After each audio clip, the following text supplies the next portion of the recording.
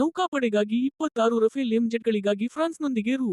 63,000 ಕೋಟಿಗಳ ಒಪ್ಪಂದಕ್ಕೆ ಭಾರತ ಸಹಿ ಹಾಕಲಿದೆ. ಭಾರತೀಯ ನೌಕಾಪಡೆಗಾಗಿ ಫ್ರಾನ್ಸ್ನ ರಫೇಲ್ನ ನೌಕಾ ರೂಪಾಂತರವಾದ 26 ರಫೇಲ್ ಎಂ ಫೈಟರ್ ಜೆಟ್ಗಳನ್ನು ಸ್ವಾಧೀನಪಡಿಸಿಕೊಳ್ಳಲು ರಕ್ಷಣಾ ಸಚಿವಾಲಯವು ಈ ತಿಂಗಳು 63,000 ಕೋಟಿ ರೂಪಾಯಿ ಗಳ ಪ್ರಮುಖ ಒಪ್ಪಂದವನ್ನು ಅಂತಿಮಗೊಳಿಸಲಿದೆ. ಮೂಲಗಳ ಪ್ರಕಾರ ಒಪ್ಪಂದವು ಅಂತಿಮ ಹಂತದಲ್ಲಿದ್ದು, ಪ್ರಧಾನಿ ನೇತೃತ್ವದ ಭದ್ರತೆ ಕುರಿತ ಸಂಪುಟ ಸಮಿತಿ (ಸಿಸಿಎಸ್) ಮುಂಬರುವ ವಾರಗಳಲ್ಲಿ ಅನುಮೋದನೆ ನೀಡುವ ನಿರೀಕ್ಷೆಯಿದೆ. ಈ ಸರ್ಕಾರದಿಂದ ಸರ್ಕಾರಕ್ಕೆ ಇರುವ ಒಪ್ಪಂದವು 22 ಸಿಂಗಲ್ ಸೀಟರ್ ಮತ್ತು 4 ಅವಳಿ ಸೀಟರ್ ಜೆಟ್ಗಳನ್ನು ಒಳಗೊಂಡಿರುತ್ತದೆ, ಜೊತೆಗೆ ಫ್ಲೀಟ್ ನಿರ್ವಹಣೆ, ಲಾಜಿಸ್ಟಿಕಲ್ ಬೆಂಬಲ, ಸಿಬ್ಬಂದಿ ತರಬೇತಿ ಮತ್ತು ಆಫ್ಸೆಟ್ ಬಾಧ್ಯತೆಗಳ ಅಡಿಯಲ್ಲಿ ಸ್ಥಳೀಯ ಉತ್ಪಾದನಾ ಘಟಕಗಳಿಗೆ ಸಮಗ್ರ ಪ್ಯಾಕೇಜ್ ಅನ್ನು ಒಳಗೊಂಡಿರುತ್ತದೆ. ಈ ಒಪ್ಪಂದವು ನೌಕಾಪಡೆಯ ಸಿಬ್ಬಂದಿಗೆ ತರಬೇತಿಯನ್ನು ಸಹ ಒಳಗೊಂಡಿದೆ.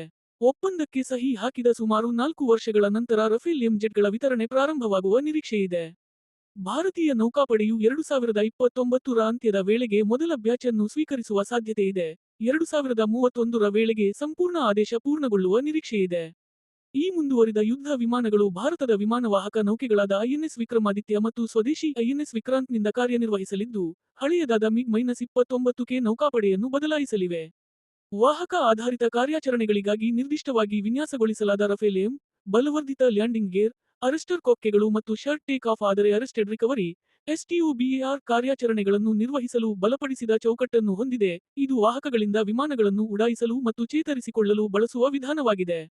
ಭಾರತದ ಕಡಲ ಅವಶ್ಯಕತೆಗಳಿಗೆ ಅನುಗುಣವಾಗಿ ಅತ್ಯುತ್ತಮವಾಗಿಸಲ್ಪಟ್ಟ ಈ ಜೆಟ್ಗಳು, ಮೆಟಿಯರ್, ಎಕ್ಸೋಸೆಟ್ ಮತ್ತು ಸಿಸ್ಟಮ್ ಡಿ ಕ್ರೂಯಿಸೈರ್ ಆಟೋನೋಮ್ ಲಾಂಗ್ ಪೋರ್ಟೆ ಸ್ಕ್ಯಾಲ್ಪ್ ನಂತಹ ಸುಧಾರಿತ ಕ್ಷಿಪಣಿಗಳನ್ನು ಹೊತ್ತೊಯ್ಯುವ ಸಾಮರ್ಥ್ಯವನ್ನು ಹೊಂದಿದ್ದು, ಬಹುಮುಖ ಯುದ್ಧ ಸಾಮರ್ಥ್ಯಗಳನ್ನು ಸಕ್ರಿಯಗೊಳಿಸುತ್ತವೆ.